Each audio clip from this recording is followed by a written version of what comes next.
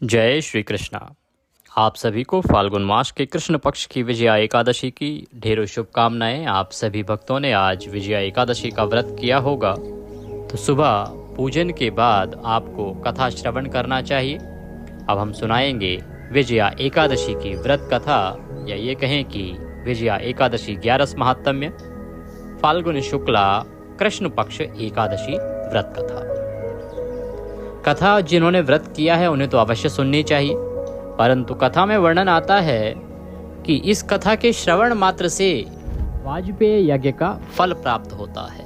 अर्थात आपको कुछ नहीं करना है, केवल यह कथा सुननी है। ये वीडियो है, चलाइए और सुन लीजिए। कथा के सुनने मात्र से ही आपको वाजपेय यज्ञ करने का फल प्राप्त होता है। इतनी फलदायी है ये इस एकादशी की कथा। आपने विधिवत पूजन किया होगा। पूजन में कलश स्थापना, घड़े की स्थापना आपने अवश्य रूप से करी होगी। घड़े की स्थापना करने के बाद आपको पंचोपचार से पूजन करना चाहिए। पंचोपचार से पूजन करने के बाद आपको कथा सुननी चाहिए। कथा आरंभ करते हैं, उससे पहले आपसे निवेदन है कि अपने व्रत की सफलता के लिए कमेंट बॉक्स में अवश्य लिखें जय श्री हरि या ओम नमः भगवते वासुदेवाय। भगवान का यह मंत्र या जयकारा जब भी लगाया जाएगा तो उससे एक सकारात्मक ऊर्जा उत्पन्न होती है और वह ऊर्जा आपके जीवन में सकारात्मक परिवर्तन लेके आती है। इसीलिए आपको अवश्य ही लिखना चाहिए। वीडियो थोड़ा सा भी अच्छा लगे तो कृपया उसे एक बार लाइक अवश्य कर दीजिएगा, क्योंकि आपका एक लाइक बहुत महत्वपूर्ण होता है। हमारा सारा प्रयास तभी सार्थक सिद्ध होता है जब आप एक लाइक करते हैं। तो एक बार लाइक अवश्य करते जाइएगा। भगवान की यह पावन कथा है। आप देख रहे हैं देवभूमि ज्योतिष संस्थान का प्रतिष्ठित यूट्यूब चैनल देवभूमि धार्मिक। कथा आरंभ करते हैं। अथ फाल्गुन कृष्णा विजया एकादशी व्रत कथा। धर्मराज युधिष्ठिर बोले, हे जनार्दन, फाल्गुन मास के कृष्ण पक्ष की एकादशी का क्या नाम है तथा उसकी विधि क्या है? सो सब कृपा करके मुझे कहिए। मैं यह जानना चाहता हूँ कि किस प्रकार से फाल्गुन मास के कृष्ण पक्ष की विजया एकादशी का व्रत किया जाना चाहिए। क्या इसकी विधि है, क्या इसका फल है? भगवान श्री कृष्ण कहने लगे, हे राजन, फाल्गुन मास की कृष्ण पक्ष की जो एकादशी है उसका नाम है विजया एकादशी। और इस एकादशी के व्रत के प्रभाव से मनुष्य को विजय प्राप्त होती है। मनुष्य इस एकादशी का व्रत करता है तो इसके प्रभाव से जहां भी मनुष्य जाता है उसे विजय प्राप्त होती है। जीवन की सभी परेशानियों का हरण यह एकादशी भगवान श्रीहरि की कृपा से कर लेती है। यह सब व्रतों में उत्तम व्रत है। इस विजया एकादशी के महात्म्य के श्रवण व पठन से समस्त पाप नाश को प्राप्त हो जाते हैं। अर्थात आपके जीवन में जितने मर्जी पाप रहे हों, यदि आप इस एकादशी के महात्म्य को, कथा को केवल सुन लेते हैं या पढ़ लेते हैं तो सुनने या पढ़ने मात्र से ही आपके सभी पापों का नाश हो जाता है। भगवान श्री कृष्ण कहते हैं कि हे राजन, इसका वृतांत मैं इस प्रकार से कहता हूँ कि एक समय देवर्षि जो नारद जी थे, उन्होंने अपने पितामह जगत पिता ब्रह्मा जी से इसके बारे में आग्रह किया था। ब्रह्मा जी से नारद जी ने कहा कि हे महाराज, आप मुझे फाल्गुन मास के कृष्ण पक्ष की विजया एकादशी का विधान कहिए। तो जब नारद जी ने ब्रह्मदेव से इसका अनुग्रह किया कि वो इसका विधान बताएं, तो ब्रह्मा जी ने क्या बताया था वह मैं तुमसे कहता हूं, तुम सुनो। ब्रह्मा जी कहने लगे कि नारद, विजया एकादशी का व्रत पुराने तथा नए पापों को नाश करने वाला है। इस विजया एकादशी की विधि मैंने आज तक किसी से नहीं कही है। यह समस्त मनुष्यों को विजय प्रदान करती है। इसके निमित्त एक कथा है जो त्रेता युग से है, मैं तुम्हें वह सुनाता हूँ, वह सुनो। ब्रह्मदेव कहते हैं कि त्रेता युग में मर्यादा पुरुषोत्तम श्री राम जी को जब 14 वर्ष का वनवास हो गया, तब वे श्री लक्ष्मण जी तथा सीता जी के साथ जंगल को चले गए। जंगल को चलते हुए वो पंचवटी में जाके निवास करने लगे कि वहां पर अपना बाकी का बचा हुआ वनवास काटेंगे। वहां पर जब वो रह रहे थे तो दुष्ट रावण, जो लंका का राजा था, राक्षसों का राजा था, वह सीता जी को छल से हर के ले गया। जब भगवान रामचंद्र और लक्ष्मण जी वापस आए, माता सीता वहां नहीं मिली, तो वो अत्यंत व्याकुल हुए और सीता जी की खोज में चल दिए। जंगल में खोजते खोजते घूमते घूमते वे मरणासन जटायु के पास पहुंचे। रास्ते में उन्हें जटायु मिला, तो जटायु ने उन्हें बताया कि हे प्रभु, एक राक्षस रावण माता सीता को हर के ले गया है। मैंने अपने पूरे बल से उसे रोकने का प्रयास किया, परंतु उसने अपनी तलवार से मेरे पंख काट दिए और मैं माता सीता को नहीं बचा पाया। इस प्रकार भगवान रामचंद्र को ज्ञात हुआ कि माता सीता का हरण रावण द्वारा कर लिया गया। यह वृतांत सुनाकर वह जटायु स्वर्गलोक को चला गया। भगवान रामचंद्र कुछ आगे बढ़े तो आगे जाकर उनकी सुग्रीव से मित्रता हुई।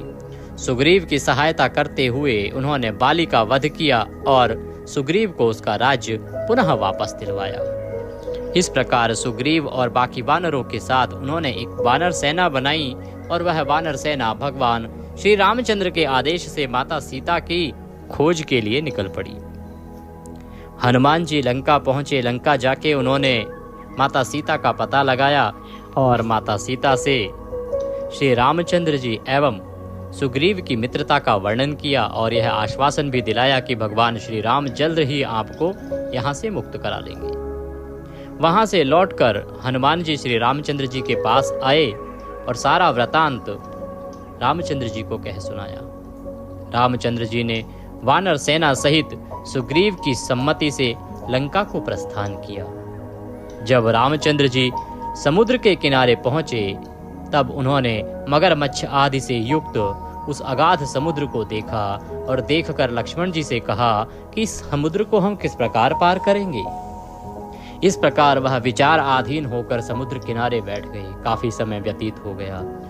उन्हें चिंतित देखकर लक्ष्मण जी ने कहा कि हे पुराण पुरुषोत्तम, आप आदि पुरुष हैं, आपको यूं इस प्रकार चिंतित होना शोभा नहीं देता। आप सब कुछ जानते हैं। यहाँ से आधा योजन दूरी पर कुमारी द्वीप में वक्दालभ्य नाम के मुनि रहते हैं। उन्होंने अनेकों ब्रह्मा देखे हैं। आप क्यों ना उनके पास जाकर इसका उपाय पूछें। वो अवश्य ही सहायता करेंगे और एक उपाय बताएंगे जिसके माध्यम से हम रावण को भी पराजित कर पाएंगे और यहाँ से लंका भी पहुँच पाएंगे। लक्ष्मण जी के इस प्रकार के वचन सुनकर श्री रामचंद्र जी वक्दालभ्य ऋषि के पास जाते हैं। उनके आश्रम में पहुंचते हैं।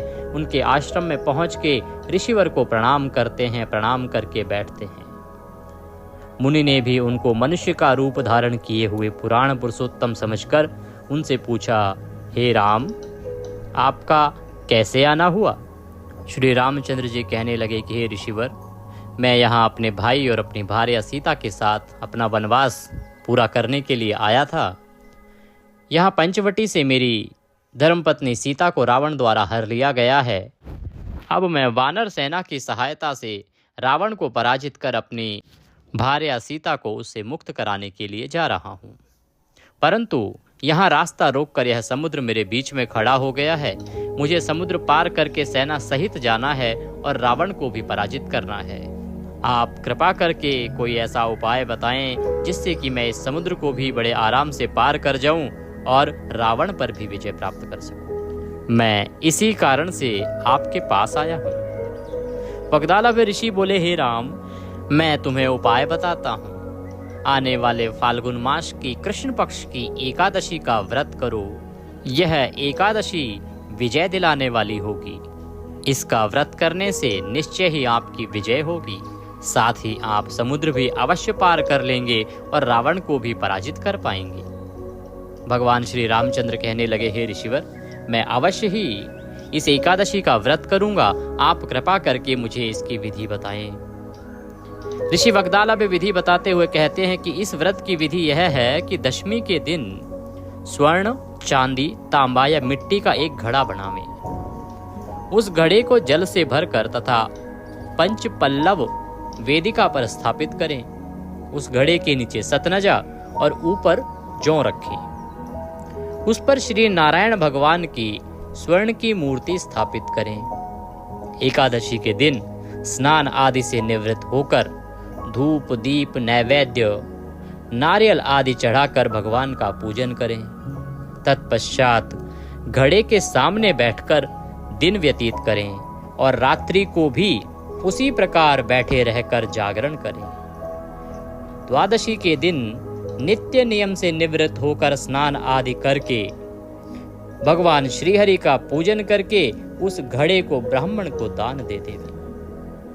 हे राम, यदि तुम इस व्रत को सेनापतियों सहित करोगे तो तुम्हारी अवश्य ही विजय होगी। श्री रामचंद्र जी ने फाल्गुन मास की इस एकादशी के आने पर ऋषि के कथन अनुसार इस व्रत को किया और इसके प्रभाव से भगवान रामचंद्र न केवल समुद्र पार कर गए वरन दैत्यों पर भी उन्होंने विजय प्राप्त की। अतः हे राजन, जो कोई मनुष्य विधि पूर्वक इस व्रत को करेगा दोनों लोकों में उसको अवश्य विजय प्राप्त होगी। श्री ब्रह्मा जी ने नारद जी से कहा था कि हे पुत्र, जो कोई इस व्रत के महात्म्य को पढ़ता है या सुनता है उसको भी वाजपेय यज्ञ का फल प्राप्त होता है। इति फाल्गुन मास कृष्ण पक्ष विजया एकादशी महात्म्य व्रत कथायां संपूर्णा। बोलिए विष्णु भगवान की जय, बोलिए कृष्ण कन्हैया लाल की जय। आप अपना जयकारा कमेंट बॉक्स में लिख के भी लगा सकते हैं। कथा अगर थोड़ी सी भी अच्छी लगी हो तो आप लाइक अवश्य कीजिएगा। कथा करने के बाद आप आरती करेंगे। आइए आरती के लिए दीपक प्रज्वलित कर लीजिए। हम आरती आरंभ करते हैं। ओम कर्पूरगौरम करुणावतारम संसार सारम भुजगेन्द्रहारम सदा वसंतम दयाविंदे भवम भवामी सहितं नमामि। ओम जय जगदीश हरे स्वामी जय दीनानाथ हरे, भक्त जनों के संकट क्षण में दूर करे। ओम जय जगदीश हरे, जो धावे फल पावे दुख बिन से मन का, स्वामी दुख बिन से मन का, सुख संपत्ति घर आवे कष्ट मिटे तन का। ओम जय जगदीश हरे, मात पिता तुम मेरे शरण गहूँ किसकी, स्वामी शरण गहूँ किसकी, तुम बिन और न दूजा, प्रभु बिन और न कोई, आस करूं जिसकी। ओम जय जगदीश हरे, तुम पूर्ण परमात्मा तुम अंतर्यामी, स्वामी तुम अंतर्यामी, पार ब्रह्म परमेश्वर जगत पिता जगदीश्वर तुम सबके स्वामी। ओम जय जगदीश हरे, तुम करुणा के सागर तुम पालन करता, स्वामी तुम पालन करता, मैं मूर्ख कल कामी, मैं सेवक तुम स्वामी, कृपा करो भरता। ओम जय जगदीश हरे, तुम हो एक अगोचर सबके प्राणपति, स्वामी सबके प्राणपति, किस विध मिलो दया में, कैसे आऊं शरण में, तुमको मैं कुमति। ओम जय जगदीश हरे, दीन बंधु दुख हरता, ठाकुर तुम मेरे, स्वामी रक्षक तुम मेरे, अपने हाथ उठाओ, अपने शरण लगाओ, द्वार पड़ा तेरे। ओम जय जगदीश हरे, विषय विकार मिटाओ, पाप हरो देवा, स्वामी कष्ट हरो देवा, श्रद्धा भक्ति बढ़ाओ, हृदय प्रेम बढ़ाओ, संतन की सेवा। ओम जय जगदीश हरे। तन मन धन सुख संपत्ति सब कुछ है तेरा, स्वामी सब कुछ है तेरा, तेरा तुझको अर्पण, प्रभु जी को अर्पण, क्या लागे मेरा। ओम जय जगदीश हरे, जय जगदीश हरे। स्वामी जय जय दीनानाथ हरे। भक्त जनों के संकट, दीन जनों के अवगुण, बंसुरी वाला दूर करे। ओम जय जगदीश हरे। ओम त्वमेव माता च पिता त्वमेव, त्वमेव बन्धुश्च सखा त्वमेव, त्वमेव विद्या श्रवणं त्वमेव, त्वमेव सर्वं मम देव देव। मंत्रहीनं क्रियाहीनं भक्तिहीनं सुरेश्वर, यत् पूजितं मया देवो परिपूर्णं तदस्तु मे। यदक्षरपदभ्रष्टं मात्राहीनं च यद्भवेत् तत्सर्वक्षम्यतां देवो प्रसीदाय परमेश्वरः। बोलिए श्री विष्णु भगवान की जय। इसके बाद भगवान को आरती दीजिए शीतलीकरण करके और स्वयं आरती लीजिए। अब नियमों के अनुसार आप दिन को व्यतीत करेंगे। ब्रह्मचर्य का पालन कीजिएगा, किसी पे किसी प्रकार का क्रोध नहीं कीजिएगा। आहार के रूप में आप फल आहार लेंगे, जल पी सकते हैं। इस एकादशी में निर्जला करने की आवश्यकता नहीं होती है। आहार के रूप में कूटू, सामक, सिंगाड़ा आदि प्रयोग में कर लिया जाता है, ले लिया जाता है, आप ले सकते हैं, परंतु नमक और मिर्च से आपको पूर्ण रूप से बचना चाहिए, ये वर्जित बताया गया है।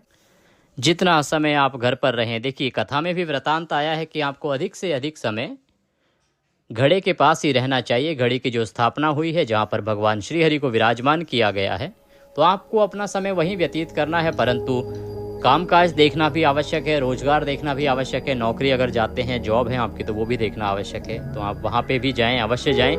परंतु जितना समय घर पे रहें, उतने समय आप जहाँ आपने घड़ा स्थापित किया है वहीं बिताइएगा।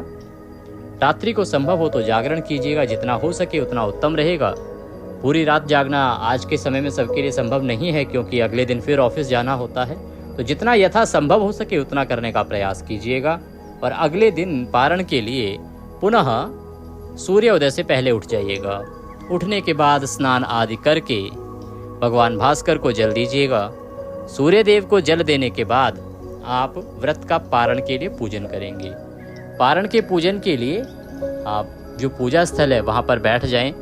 पंचोपचार से भगवान का पूजन करेंगे।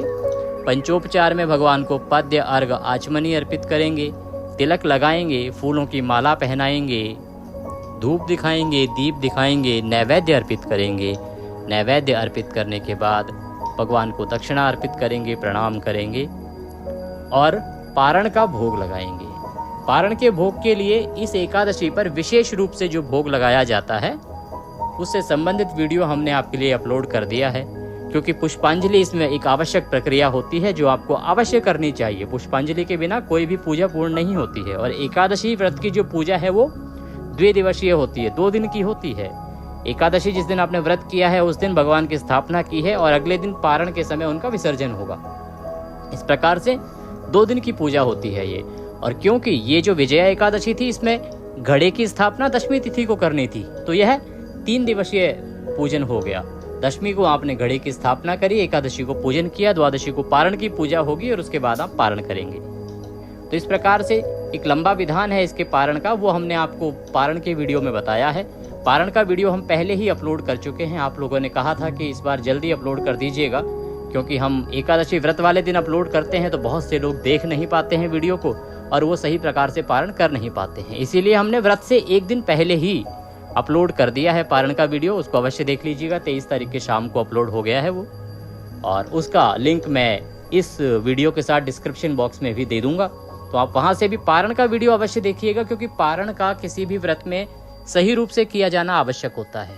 पारण में नियमों के अनुसार क्या विधि होनी चाहिए, कैसे भोग लगाना है, क्या घड़े का क्या करना है, क्योंकि घड़े की स्थापना हुई है उसका क्या करना है, किस प्रकार से उसको विसर्जित करना है, किस प्रकार से उसको हटाना है, भोग आदि का क्या विधान है और पारण के अन्य नियम क्या हैं, ये सब उसमें विस्तार से बताए गए हैं।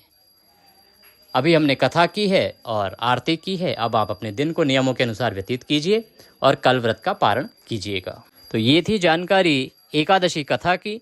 एकादशी की कथा आपने सुनी, थोड़ी सी भी अच्छी लगी हो तो कृपया लाइक अवश्य कर दीजिएगा। भगवान श्री हरि सब पर कृपा करें। जय श्री हरि।